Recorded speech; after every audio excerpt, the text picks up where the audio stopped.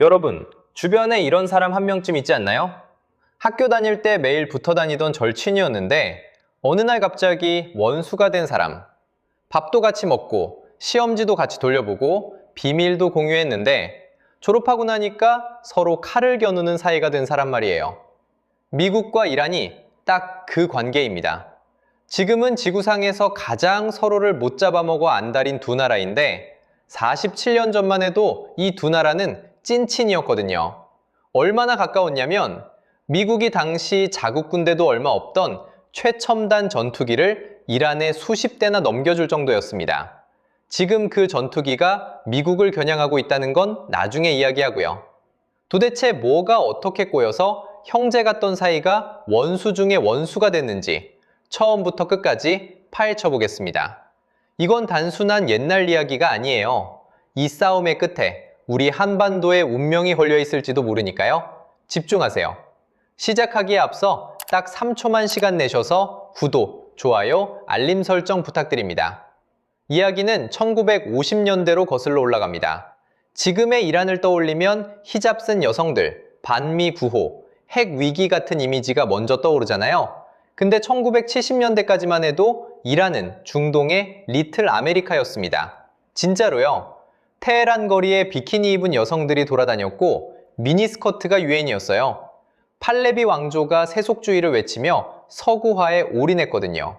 술집이 있었고 할리우드 영화가 극장에서 돌아갔고 여성들이 투표를 했습니다. 이스라엘을 국가로 인정한 첫 번째 이슬람 국가가 어디인지 아세요? 이란입니다. 지금 서로 미사일 쏘는 그 이란이요. 미국 입장에서 이란은 완벽한 파트너였어요. 당시 냉전 시대였잖아요. 북쪽의 소련이라는 거대한 곰이 중동으로 남하할 기회를 노리고 있었는데 이란이 그 길목을 딱 막아주고 있었거든요. 중동의 경비원 역할을 이란이 해준 겁니다. 자, 여기서 질문 하나 던지겠습니다. 당시 미국은 사우디아라비아와 이란 중에 누구를 더 신뢰했을까요? 정답은 이란입니다. 사우디는 너무 보수적이고 폐쇄적이었어요. 반면 이란은 술도 팔고 대학에 여학생이 넘쳐나고 미국 대중문화를 그대로 받아들이는 나라였으니까요. 미국, 이스라엘, 이란 이 셋이 한 팀이었던 시절이 분명히 있었습니다. 미국은 이란에 무기를 팔았고 이란은 미국에 석유를 안정적으로 공급했죠. 서로에게 없어서는 안 될 존재였어요. 근데 1979년 진짜 모든 게 한 방에 뒤집어집니다. 독재는 언제나 안에서부터 썩는 법이죠. 팔레비 국왕은 겉으로는 현대화를 외쳤지만 속으로는 비밀경찰 사바크를 앞세워 반대파를 잔인하게 탄압했습니다. 공문이 일상이었고 정치범이 감옥에 넘쳐났어요. 겉은 번지르르한데 속은 썩어 들어가는 사과 같은 나라였던 거죠. 국민들 분노가 임계점을 넘었습니다. 종교인, 사회주의자, 자유주의자, 평소엔 밥상도 같이 안 하는 사람들이 한데 뭉쳤어요.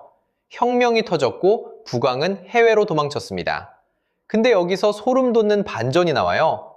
혁명은 같이 했는데 열매는 근본주의 종교 세력이 독차지한 겁니다. 마치 이삿짐을 여럿이 같이 날랐는데 새짐 열쇠는 한 사람이 꿀꺽한 것과 같아요. 아야톨라 호메인이라는 인물이 권력을 잡자마자 세상을 갈라버립니다.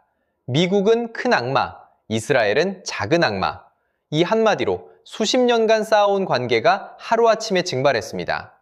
테헤란에 있던 이스라엘 대사관은 즉시 문을 닫았고 그 건물이 팔레스타인 해방기구한테 넘어갔어요. 이스라엘이 쓰던 건물을 이스라엘의 적한테 줘버린 겁니다. 이보다 더 확실한 결별 선언이 있을까요? 비키니 입던 나라가 하루 만에 히잡 필수 국가로 바뀐 거예요. 근데 진짜 돌이킬 수 없는 사건은 그해 11월에 터집니다. 이란 대학생들이 테헤란에 있는 미국 대사관을 습격했어요. 52명의 미국인을 잡아서 444일 동안 가뒀습니다. 1년이 넘는 시간이에요. 눈이 가려진 채 끌려다니는 미국인 인질 사진이 전 세계 뉴스를 도배했고 미국인의 자존심이 산산조각 났죠. 미국이 구출 작전을 시도했는데 헬기가 사막에서 추락하면서 처참하게 실패합니다. 초강대국이 대학생들한테 속수무책으로 당한 겁니다. 당시 미국 대통령 카터는 이 사건 때문에 재선에 실패했어요. 대통령 하나를 날려먹은 사건이라는 뜻이죠. 이 사건이 왜 그렇게 중요하냐면요. 미국인들의 뇌에 이란이 범죄자로 각인된 결정적 순간이기 때문이에요. 트럼프가 수십 년이 지난 지금도 연설에서 이 사건을 언급하며 주먹을 불끈 쥐는 이유가 여기 있습니다. 미국한테 이란은 협상 대상이 아니라 감정의 문제가 된 거죠. 그리고 여기서 진짜 아이러니한 이야기가 나옵니다. 영화 탑건 보셨죠? 구식 전투기 F-14 톰캣을 타고 적진을 탈출하는 장면. 그 적국이 어디겠습니까? 이란입니다. 미국이 이란을 너무 믿었던 나머지 당시 최고의 전투기였던 톰캣을 80대나 팔아줬거든요. 전 세계에서 F-14를 운용하는 나라가 딱 두 개였어요. 미국과 이란. 그 친밀함이 얼마나 대단했는지 알 수 있는 대목이죠. 근데 혁명 이후 그 전투기가 고스란히 반미 정권의 손에 넘어갔습니다. 내가 사준 칼에 내가 베이는 꼴이에요.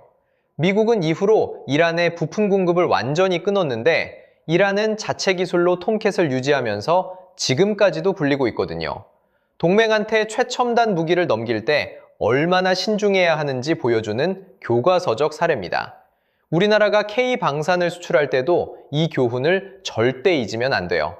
혁명 이후 이란은 완전히 다른 나라가 됐습니다. 직접 미국과 싸우는 건 자살 행위잖아요.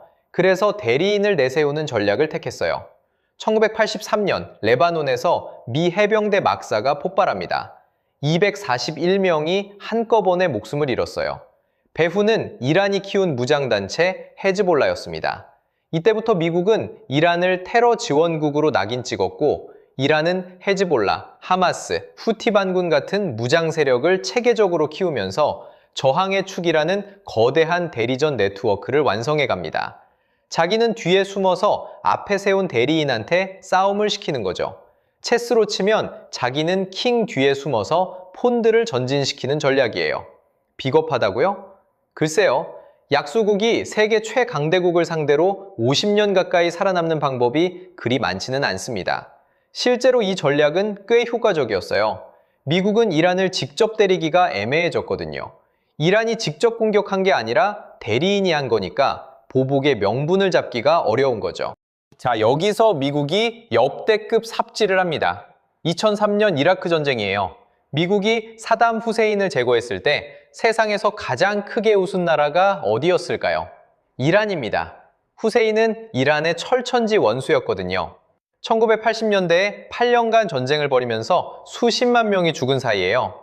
이란 입장에서는 후세인만 없어져도 숨통이 트이는 건데 미국이 공짜로 해준 거잖아요. 그 원수를 미국이 자기 돈과 피를 써서 대신 없애준 겁니다. 후세인이 사라진 이라크에는 시아파 정권이 들어섰고 이란의 영향력이 이라크 전체로 퍼졌습니다. 이란은 이라크를 거쳐 시리아, 레바논까지 이어지는 시아파 벨트를 완성해요. 테헤란에서 출발해서 바그다드, 다마스쿠스, 베이루트까지 이란의 영향력이 고속도로처럼 쭉 연결된 겁니다. 적을 잡으려고 쳤는데 적의 영토만 넓혀준 꼴이죠. 바퀴벌레 잡겠다고 옆집에 불을 질렀더니 바퀴벌레가 우리 집으로 대이동한 격이에요. 미국이 20년간 이라크에 쏟아부은 돈이 2조 달러가 넘습니다. 그 돈으로 이란의 세력권만 키워준 셈이니 이걸 전략적 실수라고 불러야 할지 역사적 코미디라고 불러야 할지 모르겠어요. 이후 미국 대통령마다 이란 카드를 다르게 썼습니다. 오바마는 핵협정으로 달래려 했고 트럼프는 그 협정을 찢어버리고 편가르기로 압박했죠.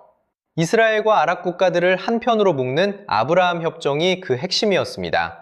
이란을 중동에서 완전히 따돌리겠다는 전략이에요. 학교에서 한 명을 왕따시킬 때 나머지를 전부 자기 편으로 만드는 것과 같은 논리입니다. 사우디, 아랍에미리트 같은 수니파 국가들이 과거에는 상상도 못했던 이스라엘과의 수교를 시작했고 이란은 점점 고립되어 갔습니다. 이란도 가만히 당하지는 않았어요. 2024년과 2025년에 이스라엘과 직접 미사일을 주고받는 전면 충돌까지 벌어졌으니까요. 이 포위망을 깨려는 이란의 처절한 몸부림이었습니다. 근데 이 이야기에서 우리가 반드시 짚고 넘어가야 할 게 있어요. 이란의 드론과 미사일 기술, 어디서 많이 본 것 같지 않나요? 맞습니다. 북한입니다. 이란과 북한은 군사기술 협력에서 혈맹 관계예요. 이란의 샤헤드 드론 기술과 북한의 탄도미사일 기술은 수십 년간 서로 주고받으며 함께 발전해 왔습니다. 러시아가 우크라이나 전쟁에서 쓴 이란제 드론의 뿌리를 파고 들어가면 북한 기술이 나오고, 이란 탄도미사일의 설계도를 뜯어보면 북한 미사일의 그림자가 보여요. 이란이 흔들리면 북한의 돈줄과 기술줄이 동시에 마르고, 이란이 버티면 북한도 덩달아 기세가 올라갑니다. 중동에서 벌어지는 이 싸움이 왜 한반도와 직결되는지 이해가 되시죠? 이란이 무너지면 북한은 핵심 기술 파트너를 잃는 동시에 외화벌이 통로까지 막히게 됩니다. 반대로 이란이 미국의 압박을 뚫고 살아남으면 북한은 우리도 버틸 수 있다는 자신감을 얻겠죠. 이건 절대 남의 나라 이야기가 아닙니다. 우리나라 에너지 안보와도 직결돼요. 이란이 호르무즈 해협을 봉쇄하겠다고 위협할 때마다 국제 유가가 출렁이는데, 석유 수입 의존도가 높은 한국이 가장 먼저 타격을 받거든요. 47년 전 미니스커트를 입던 이란 여성들은 지금 목숨을 걸고 히잡을 벗어던지고 있습니다. 안에서는 자유를 외치는 국민들의 균열이 커지고 있고, 밖에서는 미국과 이스라엘의 압박이 목을 조이고 있어요. 미국과 이란의 이 지독한 악연은 단순한 감정 싸움이 아닙니다. 누가 중동의 기름줄과 질서를 주느냐, 그 패권 전쟁이에요. 그리고 이 전쟁의 결과가 북한의 셈법을 바꾸고 한반도의 안보 지형을 통째로 뒤흔들 수 있습니다. 독재자가 가장 두려워하는 건 미국의 미사일이 아니라 한 번 자유를 맛본 국민들의 기억이거든요. 이란 정권 교체가 현실이 되는 날, 평양의 김정은이 가장 먼저 잠을 못 이룰 겁니다. 왜냐하면 국민이 일어서서 독재 정권을 무너뜨릴 수 있다는 설레가 하나 더 생기는 거니까요. 그날이 머지않았을지도 모르죠. 다음 시간에는 이란이 가장 두려워하는 모사드에 대해 집중적으로 파헤쳐 보겠습니다. 오늘 영상이 도움이 되셨다면 구독과 좋아요, 알림 설정 꼭 부탁드립니다. 딱 3초, 버튼 한 번이면 어려운 국제 정세를 쉽게 풀어주는 저희 후크 인사이트를 놓치지 않으실 수 있습니다. 오늘도 끝까지 함께 해주셔서 진심으로 감사드립니다. 항상 건강하시고 행복하세요.